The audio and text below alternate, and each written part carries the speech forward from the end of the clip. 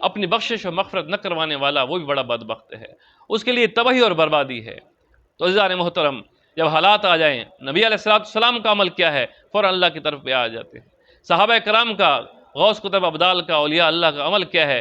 تکلیف آ جائے، مشکل آ جائے، کوئی غم آ جائے، فوراً اللہ کی طرف رجوع کر کے اللہ سے جو ہے نا اپنا، میں اکثر کہا کرتا ہوں اپنے جمعہ کی نشستوں سے، جب تکلیف آ جائے اپنا دکھڑا دنیا والوں کو مت سنائے، مذاق بن جائے گا۔ دکھڑا اسی کو سنائیں جس نے مسئلہ حل کرنا ہے، اور جس نے تکلیف ٹالنی ہے اسی کے سامنے اپنے دکھڑے پیش کریں، تنہائیوں میں بیٹھ کر اللہ کے ساتھ عز و انکساری۔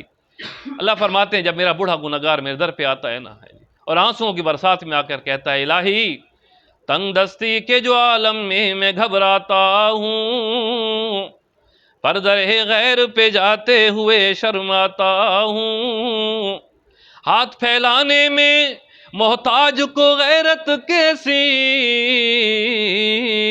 شرم اتنی ہے کہ بندہ تیرا کہلاتا ہوں۔ اللہ فرماتے ہیں ساری زندگی اس نے بغاوت میں گزار دی، کوئی سجدہ نہیں کیا، برادری کا غرور تھا، اولاد کی ترنگ تھی، بیوی بھی ساتھ تھی، جب دنیا سے مایوس ہو کر میرے در پہ آ کے کہتا ہے اور معافی مانگتا ہے تو میری رحمت کو گوارا نہیں کہ اس در سے بھی میں اس کو خالی دامن چھوڑ دوں۔ فرمایا اتنا جلدی باپ اپنے نافرمان بیٹے سے راضی نہیں ہوتا جتنا جلدی رب راضی ہو جاتا ہے اپنے گناہگار بندے سے۔ تو یہی وقت ہے اسی کے در پر